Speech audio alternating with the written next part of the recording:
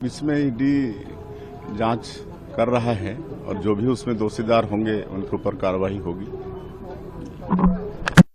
हाँ, ईडी ने अपने पंजीबद्ध प्रकरण में रेड के बाद प्राप्त सबूतों के आधार पर ऐसा उनको गिरफ्तार किया है, ऐसा पता चला है। तो ईडी की प्रक्रिया है, वो अपने प्रक्रिया के आधार पर काम कर रही है। तवासी लखमा कह रहे हैं कि बीजेपी की सरकार एक आदिवासी को फंसाने की कोशिश कर रही है। देखिए, मैं यही नहीं समझ सकता हूँ इनकी बातों को। जब भी दो लोगों की लड़ाई होती है तो ये नहीं कहते दो लोगों की लड़ाई हो रही, वो कहते दो समाजों की लड़ाई हो रही। ऐसा कर करके फूट डालना चाहते हैं। ऐसे ही इस प्रकरण में भी भाई जो गुनाहगार है सो है, इस गुनाह में तो अन्य लोग भी अंदर हैं। वो कौन से समाज से हैं?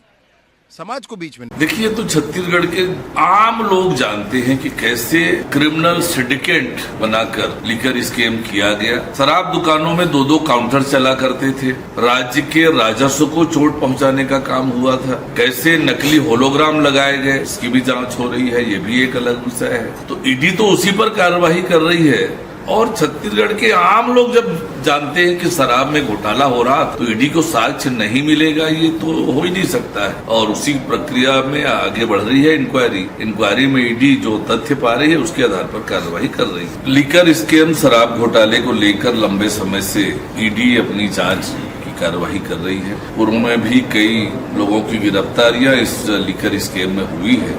इस विषय को लेकर ईडी तेज गति से जांच की कार्रवाई कर रही है। ईडी ने जांच के प्रक्रम में जिनके खिलाफ भी साक्ष्य उपलब्ध हुआ है उन्हें गिरफ्तार करती है। ये ईडी ने जो कार्रवाई की है वो साक्ष्यों के आधार पर की होगी। ये तो विदित ही है कि जिस दौरान ये शराब घोटाला हुआ था उस समय तवासी लखमा आबकारी मंत्री थे, पर ये तो ईडी ही बता पाएगी। पर यह है कि बड़ा शराब घोटाला छत्तीसगढ़ में हुआ था और ईडी तेज गति से उसकी जांच कर रही है।